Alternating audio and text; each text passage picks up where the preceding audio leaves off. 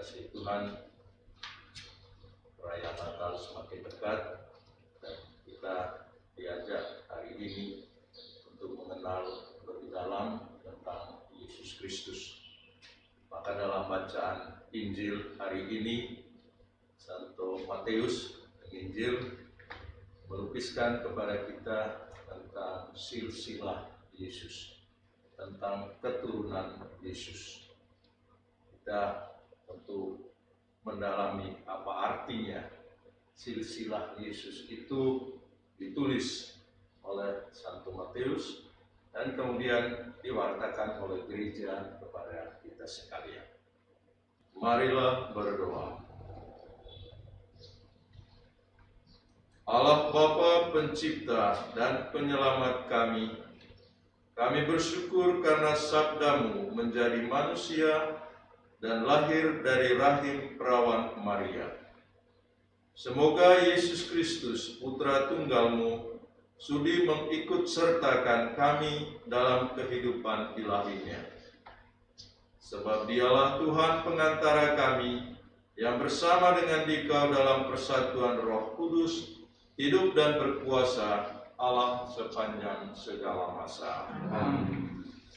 Bapak, Ibu, Saudara-saudari sekalian, dalam doa pembuka tadi ada ungkapan harapan yang menarik untuk menjadi titik tolak bagi permenungan kita atas firman Tuhan, sekaligus juga makna perayaan Ekaristi kita pagi hari ini. Dalam doa pembukaan tadi, saya mewakili Anda sekalian berdoa sebagai berikut.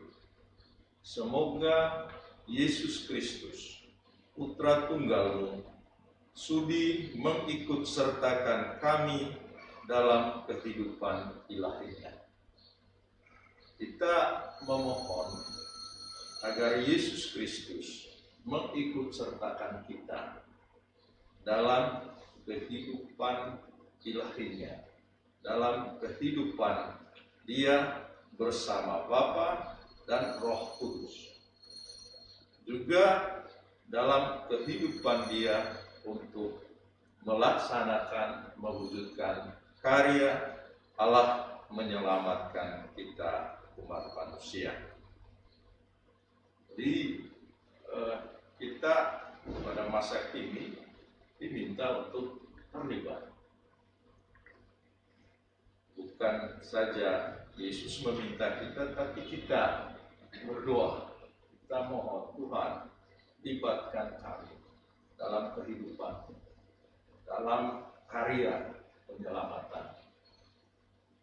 Sesungguhnya, saudara-saudari, kalau kita tadi mendengar bacaan Injil, itu kan tentang silsilah Yesus. Dan disebutkan nama-nama orang yang terlibat di dalamnya.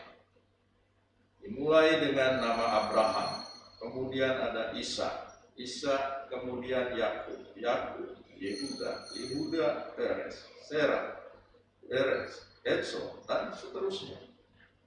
Ada nama-nama orang yang memang terlibat dalam sejarah Allah menyelamatkan. Jadi kita meyakini bahwa Allah itu mau menyelamatkan kita. Allah itu melaksanakan karyanya di dunia ini dari zaman dahulu. Itu memang rencana Allah, ialah bagaimana Dia membuat supaya manusia itu mengalami kebahagiaan, mengalami sukacita, mengalami damai sejahtera dalam hidup ini. Atau dalam kata umum yang sering kali dikatakan, mengalami keselamatan. Mengalami hidup bersaudara yang baik satu sama lain. Jadi itu rancangan besar Allah. Rencana besar Allah itu. Hanya dalam pengalaman ialah bahwa rencana besar Allah itu kadang-kadang dikacaukan oleh yang namanya dosa, oleh yang namanya ketidaksediaan kita untuk mengikuti kehendak Allah itu. Jadi memang dalam silsilah ini disebutkan nama-nama ini.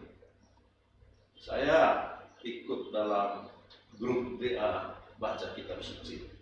Mungkin ada juga ya ikut grup baca WA kitab suci, macam-macam grup. Saya senang bahwa di keuskupan kita ada grup-grup yang membaca kitab suci setiap hari, lalu kemudian ada hostnya, kemudian melaporkan, oh ya saya sudah membaca teks ini.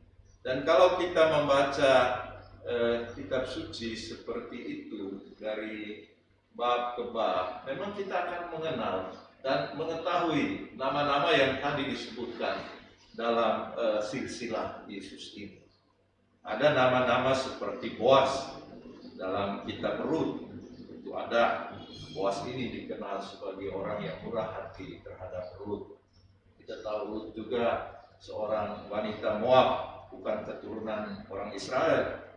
Ya, kita juga mengenal Daud, apalagi Abraham. Tapi mungkin kita tidak kenal siapa itu Zadok, siapa itu Akim, atau Matan. Yang biasa kita kenal ya oke, Yakub. Tapi inilah orang-orang yang terlibat dalam karya Allah. Allah melibatkan mereka.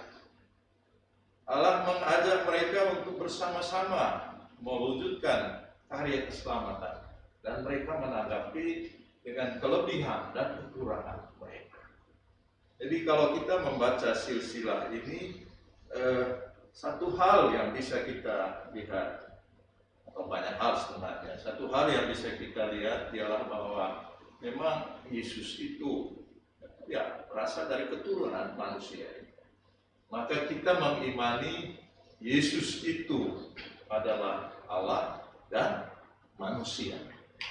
Manusia yang sesungguhnya. Karena ada juga dalam perjalanan sejarah gereja, ada yang meyakini bahwa Yesus itu tidak mungkin menjadi manusia, dia Allah. Bagaimana mungkin? Sampai saat ini juga kita berhadapan dengan bermacam ragam orang atau pandangan yang menolak ajaran kita, yang menolak keyakinan kita. Tidak mungkin Allah itu lahir, apalagi lahir di kandang Bethlehem. Tapi kita ini percaya, dan memang kita percaya karena dalam perjalanan sejarah itu Allah memang berkarya, dan sejarahnya mulai dari Abraham sampai akhirnya Yesus dilahirkan oleh Bunda Maria. Jadi Yusuf suami Maria, dan Maria melahirkan Yesus yang disebut Kristus. Jadi itu satu hal yang kita imani dari apa yang disampaikan oleh Matius melalui silsilah ini, bahwa Yesus memang adalah Allah, tapi dia juga adalah manusia. Garis keturunannya ya, seperti itu. Kemudian hal lain yang kita belajar dari silsilah ini ialah bahwa Allah itu melibatkan manusia dalam rencana besar karyanya untuk menyelamatkan manusia, untuk membawa kabar baik. Dan karya Allah itu dalam artian mengajak orang untuk ikut serta di dalamnya pun sampai sekarang ini, termasuk kita ini. Maka kalau kita merayakan Ekaristi ini, ya baiklah kita juga menyadari, oh ya saya mau ikut serta dalam karya Allah menyelamatkan. Allah memanggil saya, dan oke, saya siap untuk itu. Dengan peran saya masing-masing, sebagai ibu keluarga, sebagai bapak keluarga, sebagai imam, sebagai uskup. Kita semua ini ada dalam satu lingkup gerakan Allah menyelamatkan dunia ini. Dan kita ikut serta di sana. Allah memanggil kita. Allah tidak melihat apakah kita orang kecil, apakah kita orang besar, apakah kita dari keturunan yang mulia atau tidak. itu bukan soal bagi Allah. Seperti dalam kisah Perjanjian Lama, ada yang memang punya nama besar, tapi ada yang namanya tidak dikenal, tapi orang-orang ini dilibatkan oleh Allah. Maka bagi kita yang penting dalam hal ini, kita menyadari bahwa Allah yang saya imani itu adalah Allah yang juga mengajak saya untuk ikut dalam karya Allah ini, membawa selamat bagi sesama kita. Jadi tinggal kita siap bersama Dia untuk menyelamatkan, untuk membawa kebahagiaan, membawa sukacita dalam kehidupan kita. Yang ketiga yang penting juga dari silsilah yang disampaikan ini ialah bahwa Allah terlibat melalui keluarga. Bahkan kemudian akhirnya keluarga Nazaret yang kita kenal, yang di dalamnya ada Yusuf, Maria, dan Yesus. Dan kita ketahui Yesus yang lahir dalam keluarga itu kemudian hidup sepanjang 30 tahun bersama keluarga.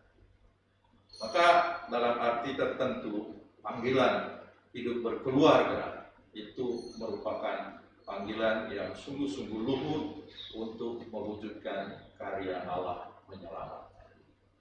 Maka marilah saudara-saudari dalam mempersiapkan diri kita untuk merayakan Natal, di sanalah kita akan menyadari bahwa Allah memenuhi janjinya untuk mendatangkan juru selamat di dunia ini, dan kita dipanggil untuk bersama Allah ini mewujudkan karya kebaikannya, karya keselamatannya di dunia ini. Mari kita menyerahkan diri kita kepada Dia sambil mohon seperti tadi dalam doa pembukaan, semoga Tuhan Yesus mengikut sertakan kita dalam kehidupannya. Dia mengikut sertakan kita dalam karya penyelamatannya di dunia ini, dan kita berharap, mengimani, meyakini bahwa Allah itu begitu baik. Pastilah Dia juga akan mengikut sertakan kita dalam kebahagiaan abadi tatkala kita meninggalkan dunia ini. Allah Bapa Maha Kuasa, kami bersyukur karena telah menerima anugerah ilahi tubuh dan darah Putra-Mu. Semoga hati kami dinyalakan oleh Roh Kudus untuk merindukan perjamuan abadi di surga. Demi Kristus Tuhan dan pengantara kami.